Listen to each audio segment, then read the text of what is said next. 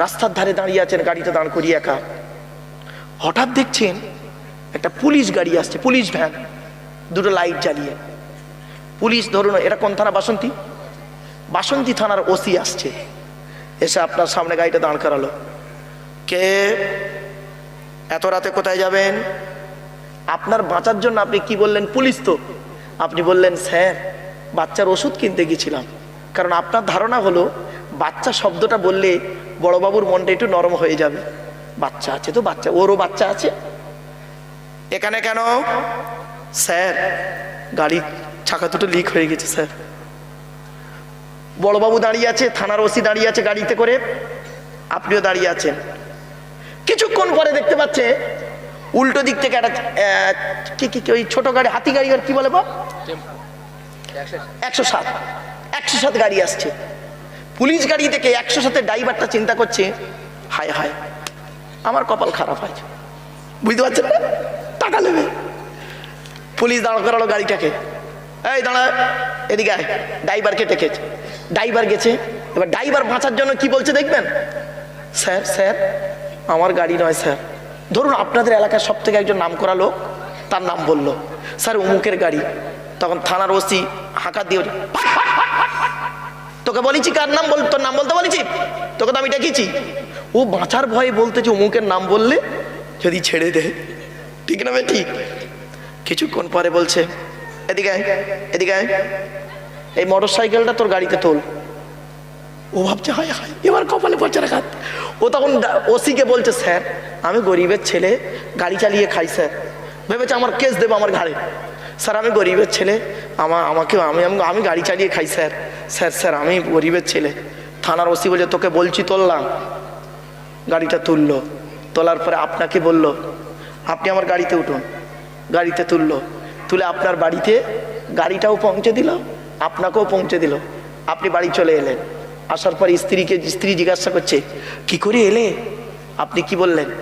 থানার ওসি খুব ভালো, আমাকে গাড়ি করে আনলো, আবার একটা টেম্পু গাড়ি করে আমার মোটর সাইকেলটা বাড়ি পৌঁছে দিল। কি বুঝলেন বলুন দেখি? এর দ্বারাই কি বুঝলেন? আমার আল্লাহ বলছে শোন, আমার আল্লাহ বলছে শোন, তোর তো দুটো চাকা লিক হয়ে গেছিল, দাঁড়িয়েছিলিস। ওই মুহূর্তে বাসন্তী থানার ওসিকে তোর কাছে আনলো কে? ওই মুহূর্তে উল্টো দিক থেকে আবার টেম্পু গাড়িটাও আনানোর মালিক কে? আবার তোকে নিয়ে থানার ওসি তো বলতে পারতো জান হেঁটে হেঁটে ঘর চলে যান, বলতে পারতো না? আরে ভাই বলুন না। তোকে আবার গাড়িতে করে তুলে পাঠিয়ে দিল কেন? তোর অভাগিনী মা বাড়িতে আছে না, অভাগিনী মা আল্লাহর কাছে কাঁদছে, আমার কাছে কাঁদছে, ওগো আল্লাহ আমার বাচ্চাটাকে বাড়ি ফিরিয়ে দাও। তোর মায়ের দোয়াটা আমি কবুল করে নিয়েছি, জোরে বলো। টাইমিংটার জন্য আমি আল্লাহ তোর কাছে হাজির হয়েছিলাম কুদরতি ক্ষমতা নিয়ে। তুই বান্দা চিনতেই পারলি নি, তুই বললি থানার ওসি আমাকে বাঁচিয়ে দিল। কিছু বুঝতে পারলেন না? বাড়ি থেকে ভাববেন এইসব ওয়াজ, বাড়ি থেকে ভাববেন। চলেন, তাই আল্লাহ পাক বলছেন আসমান পৃথিবী জমিনে যা কিছু আছে সকল আল্লাহর ডাকে। দলিল ইউসাব্বিহু লিল্লাহি মা ফিস সামাওয়াতি ওয়া মা ফিল আরদিল মালিকিল কুদ্দুসিল আজিজিল হাকীম। প্রথম আয়াত সূরা জুমার প্রথম আয়াত। বাবা এটা গোটা মুখস্থ গো ভাব। কোরআন শরীফ সামনে নেই কেন? মনে একটা তৃপ্তি লাগে যে সূরাটার আলোচনা করবো বাপ, গোটা সূরাটাই আমার মুখস্থ ভাব। আল্লাহ পাকের রহমত, আপনাদের দোয়া, বাম্মা ওস্তাদ পীরের দোয়ায়। আল্লাহ বলছেন আসমান পৃথিবী জমিনে যা কিছু আছে সকলে আল্লাহ পাকের তাসবিহ যাপন করে। আমি আল্লাহ হলাম মালিক, আমি আল্লাহ হলাম কুদ্দুস, আমি আল্লাহ হলাম আজিজ, আমি আল্লাহ হলাম হাকিম। কটা শব্দ হলো? তাহলে 1 number Malik, 2 number Quddus, 3 number Aziz, 4 number Hakim. 4টে শব্দের ব্যাখ্যা হবে। এবার তার আগের বাক্যটা কি? ইউসাব্বিহু লিল্লাহি মা ফিস সামাওয়াতি ওয়া মা ফিল আরদ। আসমান পৃথিবী জমিনে যা কিছু আছে সকলে আল্লাহ পাকের তাসবিহ যাপন করে। এই আয়াতের ব্যাখ্যা অন্য আয়াত দিয়ে হচ্ছে তুসাব্বিহু লাহুস সামাওয়াতুস সাবউ ওয়াল আরদু ওয়া মান ফীহিন ওয়া ইন মিন শাইইন ইল্লা ইউসাব্বিহু বিহামদিহি ওয়ালাকিন লা তাফকাহুনা তাসবিহাহুম। 15 নম্বর পারা 5 নম্বর পৃষ্ঠা 3 নম্বর লাইন সূরার নাম সুনাই বনী ইসরাঈল। আল্লাহ পাক বলে দিলেন আসমানে পৃথিবী জমিনে যা কিছু আছে সকলে আল্লাহ পাকের তাসবিহ যাপন করে। তোদের মধ্যে খুব কম লোক আছে, তোদের মধ্যে খুব কম লোক আছে তাদের তাসবিহ গুলো বুঝতে পারে। চলুন, গাছ কিভাবে আল্লাহকে ডাকে, মাছ কিভাবে আল্লাহকে ডাকে।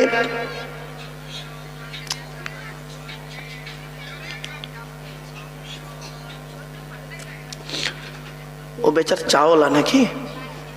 ও বাবা, তুমি ওখানে চুপ করে বসে বসে ভেতরতে ভেতরতে বিক্রি করো, তোমার রিজিক রয়েছে ভাবছো। কোরআনের আলোচনা তো আমি এটাকে ক্লাস মনে করি।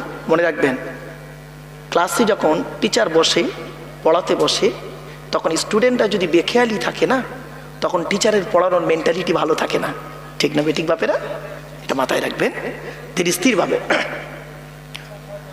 বাবা তুমি গোপনে গোপনে ওখানে বসে কাজ করো, তুমি আর এ করো না, ডিস্টার্ব করো না বাপ। চলো, আল্লাহ পাক বুঝলেন আসমানে জমিনে যা কিছু আছে সকলে আল্লাহ পাকের তাসবিহ যাপন করে। এখন কি করে করে চলুন দেখে নিয়ে। এবার তেঁতুল গাছ জানেন? তেঁতুল গাছ বলুন না বাবা, তেঁতুল গাছ।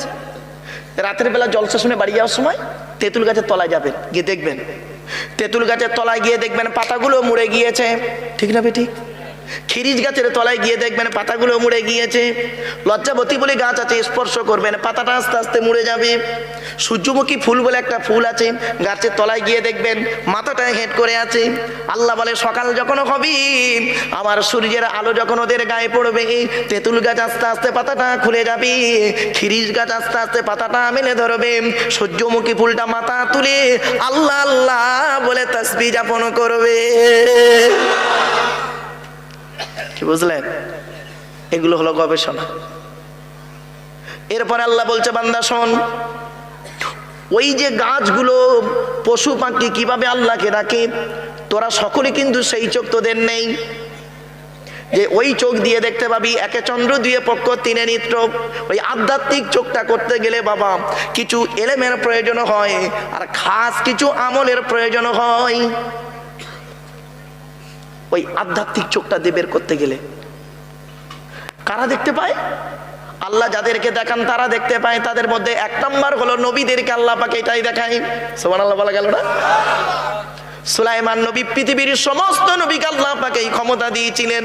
পশু পাখি, পাহাড় পর্বত, নদী নালাম তারা কিভাবে সৃষ্টিকর্তার ডাকে, বাস্তব জীবনটা তুলে ধরছি। একটা আল্লাহর নবী মুহাম্মদ সাল্লাল্লাহু আলাইহি ওয়াসাল্লামের একটা ঘটনা তুলে ধরছি। আল্লাহর নবী মুহাম্মদ সাল্লাল্লাহু আলাইহি ওয়াসাল্লাম একদিন মৌমাছিদেরকে ডেকেছে। কাদের মৌমাছিদেরকে ডেকে বলছে, মৌমাছিরা তোমাদেরকে আমি মুহাম্মদ একটা প্রশ্ন করব। বলে কি? বলছে মৌমাছিরা তোমরা বলো তো দেখি পৃথিবীর জমিনে কত রকমের ফুল আছে, কত রকমের ফল আছে। সব ফলের রস তো মিষ্টি নয়। কত রকমের ফল আছে, বিভিন্ন রকমের ফল থেকে তোমরা খাবার সংগ্রহ করো, ফুল থেকে খাবার সংগ্রহ করো, মধু সংগ্রহ করো, খাবার সংগ্রহ করো। কোনোটা টক, কোনোটা মিষ্টি, কোনোটা তিতো হয়, কোনোটা কষা হয়। তা তোমাদের মধুটা এত মিষ্টি হয় কি করে? আল্লাহর নবী মৌমাছিদেরকে এই প্রশ্ন করলেন। মৌমাছিরা কি উত্তর দিয়েছিলেন শুনে নিন। ইয়া রাসূল আসসালাতু আসসালামু আলাইকা ইয়া রাসূলুল্লাহ। নবীজি দাঁড়িয়ে দাঁড়িয়ে চুপ করে চেয়ে আছে। বলছে মৌমাছিরা বলছে আসসালাতু আসসালামু আলাইকা ইয়া রাসূলুল্লাহ। আমাদের রানী মৌমাছি মৌচাকে বসে থাকে, জানেন তো? রানী মৌমাছি মৌচাকে বসে থাকে।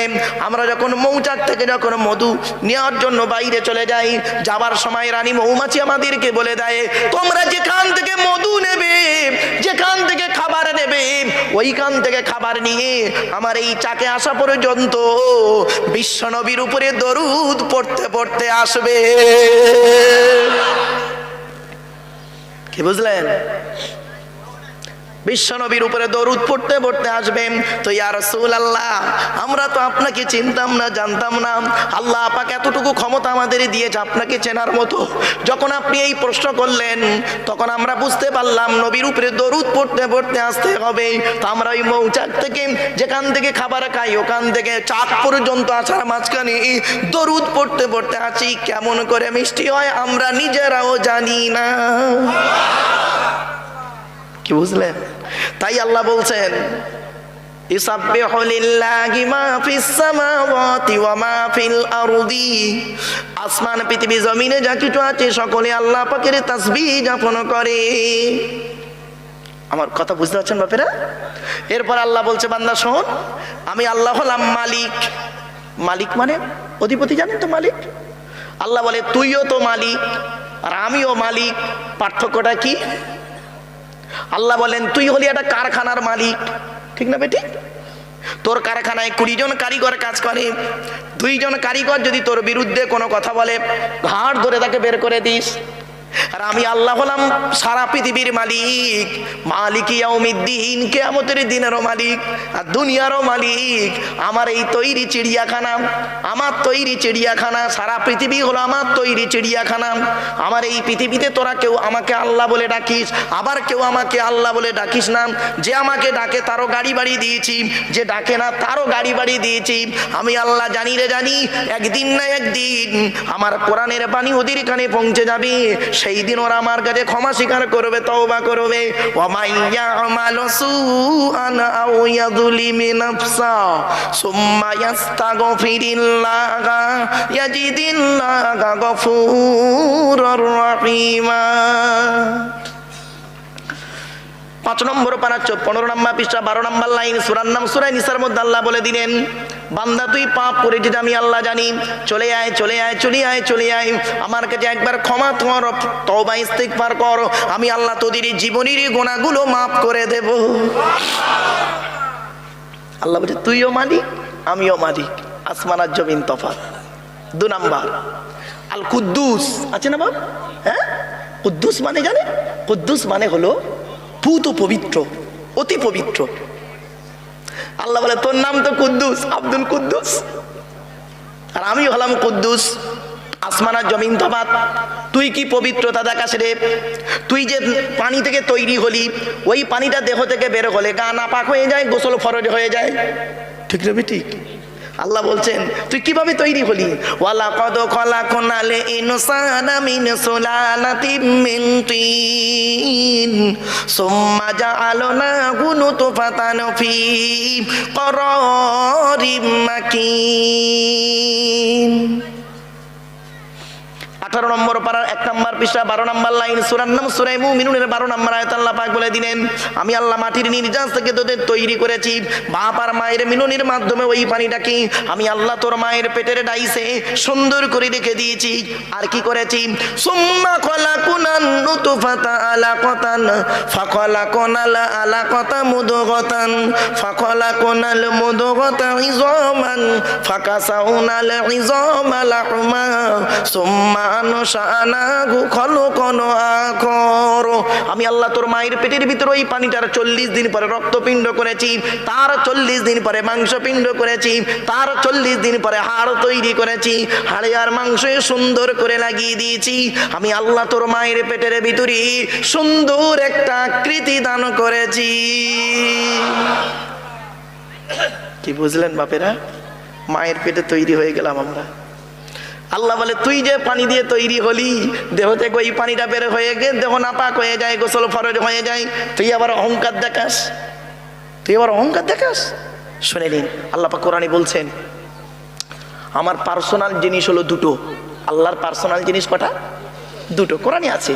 ফালিল্লাহিল হামদু রাব্বিস সামাওয়াতি ওয়া রাব্বিল আরদি রাব্বিল আলামিন ওয়া লাহুল কিবরিয়াউ ফিস সামাওয়াতি ওয়াল আরদি ওয়া হুয়াল আজিজুল হাকীম। বাপেরা কোরআন তেলাওয়াত শুনতে খারাপ লাগছে? হ্যাঁ, আমি যে টোনে কোরআনটা পড়ছি এই টোনটা কোনো বক্তার সঙ্গে মিলবে না, কোনো বক্তার সঙ্গে মিলবে না। দেখবেন আমি কিন্তু একজনের নকল করি, সত্য কথাই, আমি একজনের নকল করি গো বাপ। তবে তিনি কোনো বেটা ছেলে নয়, তিনি একজন মেয়ে ছেলে। সে মেয়ে ছেলেটা অন্য কেউ নয়, আমার অভাগিনী আম্মা যান। আমার মায়েদের বলি, মায়েরা বোনেরা, পেটে ধরলে মা হওয়া যায় না, আর জন্ম দিলে বাপ হওয়া যায় না। পেটে বাচ্চা থাকা অবস্থায় কোরআন তেলাওয়াত করবেন, ওই বাচ্চার প্রতি আল্লাহর রহমত নাজিল হবে। হাতে ধরে বলে যাচ্ছি বাপেরা, কথাগুলো একটু মাথায় রাখুন। আল্লাহর কোরআন তেলাওয়াত করবেন মধুর টানে, আল্লাহকে খুশি করে, আল্লাহকে খুশি করার উদ্দেশ্যে ওয়াজ করতে বসবেন। শ্রোতা এনে দেওয়ার মালিক আল্লাহ, ঠিক না বেঠিক? শ্রোতা এনে দেওয়ার মালিক আল্লাহ। এই জন্য বাপেদের বলি, অসুবিধা হচ্ছে আপনাদের? চলো, আল্লাহ পাক বলছেন, বান্দা এই পৃথিবীতে আমার পার্সোনাল জিনিস দুটো। কি কি? ভালো করে শুনে নিন। আয়াতটা কোথায় আছে? আয়াতটা যে পড়লাম কোথায় আছে? 25 নম্বর পারার 20 নম্বর পৃষ্ঠা 13, 14, 15 নম্বর লাইন, সূরার নাম সূরা জাসিয়া। আল্লাহ বলছেন আমার পার্সোনাল জিনিস হলো দুটো। এক নম্বর হলো বড়ত্ব। কি বললাম? বড়ত্ব। আর 2 নম্বর হলো অহংকার। আল্লাহ বলছেন এই দুটো আমার পার্সোনাল। এ মানব জাতি যদি একটা ধরে কেউ টানাটানি করেছে, ও জাহান্নামায় ফেলে দেবো, পৃথিবীতে অপমানিত করবো, কিয়ামতের মাঠে জাহান্নামায় দেবো। দুটো জিনিস। কেউ যদি বড়ত্ব করে, আল্লাহ বলে কি বড়ত্ব দেখাস? অহংকার দেখাচ্ছি। কিসের অহংকার? টাকা টাকা টাকা। ক টাকার মালিক তুই? আল্লাহুল গনিয়্যু ওয়া আনতুমুল ফুকারা। আমি আল্লাহ হলাম ধনী, তোরা সব ফকিরের বাচ্চা। জোরে বলুন। মায়ের পেট থেকে যেদিন এসেছিলাম না বাপ, মায়ের পেট থেকে যেদিন এসেছিলাম, সেদিন পরনের কাপড়টার দাম ছিল কত জানেন? 150 টাকা। কত বললাম বাপ? 150 টাকা। সে কাপড়টা কিন্তু নিজে পরতে পারিনি, অন্যেই পরিয়ে দিয়েছিল। আর যেদিন পৃথিবী ছেড়ে চলে যাব, কাপড়ের কাপড়টার দাম 1500 টাকা। ওটাও নিজে পরতে পারবো না, লোকেই পরিয়ে দেবে। আল্লাহ বলছে জীবনের প্রথম কাপড়টা তার দাম 150 টাকা, ওটাও পরতে পারলি না। আর জীবনের শেষ কাপড়টা তার দাম 1500 টাকা, ওটাও পরতে পারলি না। তাহলে কি লাভ করলি? 150 থেকে 1500। এই তোর ইনকামের শুরু আর শেষ, ঠিক না বেটি? টাকা পয়সা, কাপনের পকেট নেই, কাপনের পকেট নেই। এটা মনে রাখিস বান্দা। ওই জন্য গীতা যারা পড়েছেন, গীতার একটা সারাংশ বলেছি, শুনে যান। গীতার সারাংশ হলো, তুমি কাঁদছো, তুমি কাঁদছো, কি হারিয়েছে কাঁদছো তুমি? যা নিয়েছো এই পৃথিবীতেই নিয়েছো, যা দিয়েছো এই পৃথিবীতেই দিয়েছো। যেটা আজকের আছে তোমার, গতকালকে অন্যের ছিল, আজকের তোমার আছে। আজ মারা গেলে আগামীকাল সেটা অন্যের হয়ে যাবে, ঠিক না বেঠিক? স্ত্রীর জন্য, ছেলে মেয়ে, বিবি বাচ্চার জন্য এত কিছু করেছেন তো বাপ। আপনি মরে যান, আপনার স্ত্রী 4 মাস 10 দিন ইদ্যত পালন করার পরে 2 বছর পরে অন্য ছেলেকে বিয়ে করে নিয়ে আবার পৃথিবীর নিয়মে সে ঠিক চলতে শুরু করবে, ঠিক না বেটি? বাপ মরে যাক, ছেলেরা কোনো দিন 2-1 বছর 2-1 মাস কাঁদবে, কাঁদার পরে আবার পৃথিবীর নিয়মে তারা ঠিক চলে যাবে। তুমি হবে কি? অন্ধকার নীরব নগরে পোকায় খাবে। এজন্য বাপেদের বলে যাচ্ছে, আমি তো এই জন্য সব জায়গায় বলি, আমার দেহের কোনো দাম নেই, আপনাদের দেহের কোনো দাম নেই, আমার দেহের কোনো দাম নেই। আমার দেহের দাম সেই দিন হবে আমার মরণের 10 বছর পরে যদি কবরটা একবার খুলে দেখেন। দেখি তো আব্দুল্লাহ গিল মারুফ 9 নম্বর কুমড়োখালিতে খুব বড় বড় লেকচার পাচ্ছিল, ও 10 বছর আগে মারা গেছে। মাল কবরে গিয়ে টাটকা আছে না পচে গেছে দেখি।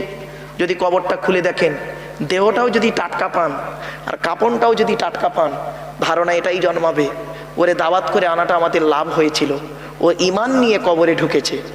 আর যদি দেখেন আমার মরণের 6 মাস পরে বর্ষার পানিতে বাঁশগুলো ভেঙে গেছে, কবরটা ভেঙে গেছে, খুলে যদি দেখেন দেহ তো দূরের কথা, কাপড়েরও কোনো গন্ধ নেই, ধারণা এটাই জন্মাবে ওরে দাওয়াত করে আনাটা আমাদের লস হয়েছিল, ওরে এলেম ছিল, আমল ছিল না। আল আলিমু বিলা আমালিন কাশাজারি বিলা সামারিন।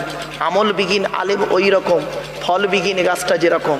যে গাছের ফল হয় না সে গাছের যেমন কোনো ভ্যালু থাকে না, যে আলেমের আমল নাই ও আলেমের এলেমের কোনো দাম নেই গো বাপ। কত বক্তা আছে গো বাপ, আপনাদের কি বলবো, কত বক্তা আছে 5 ওয়াক্ত নামাজ পড়ে না, কত বক্তা আছে গো বাপ বাম্মার ভাত দেয় না, কত বক্তা আছে গো বাপ বিড়ি সিগারেট খৈনি গুটকা খায়, নেশা করে, বিড়ি সিগারেট। বাস্তব কথা গো বাপ। কত বক্তা আছে, পশ্চিমবাংলাটা ঘুরুন, ঘুরলে বুঝতে পারবেন কত বক্তা আছে গো বাপ। বেওজুতে ওয়াজ তো করেই, আবার কত বক্তা আছে গো বাপ রাতে জলসা করে টাকা নিয়ে হোটেলে মেয়ে নিয়ে থাকে। বাস্তব কথা আজ বলে যাচ্ছি, কবরে শুতে হবে। এজন্য কবরে কি করে দেহটা টাটকা রাখবেন? এই পৃথিবীতে 4টে কাগজ ঠিক রাখবেন। কয়টা? 4টে কাগজ। বাপেদের বলে যাচ্ছি, মুরব্বী বাবাজি যুবক ভাইদেরকে বলি, 4টে কাগজ ঠিক রাখবেন পৃথিবীতে। যদি আপনার 4টে কাগজ ঠিক থাকে, এই পৃথিবীর কোন বাপের বেটার ক্ষমতা নাই তোমার গায়ে একটা লোম টলায়। 4টে কাগজ। আল্লাহর 2টো কাগজ, নবীর 2টো কাগজ। আল্লাহ বলছেন আমার 2টো কাগজ ঠিক রাখবি, আমার নবী বলছেন আমার 2টো কাগজ ঠিক রাখবি। 4টে কাগজ তুই ঠিক রাখবি, পৃথিবীটা তোর নামে লিখে দেবো, কিয়ামতের মাঠে জান্নাতুল ফেরদাউসটা তোর নামে লিখে দেবো।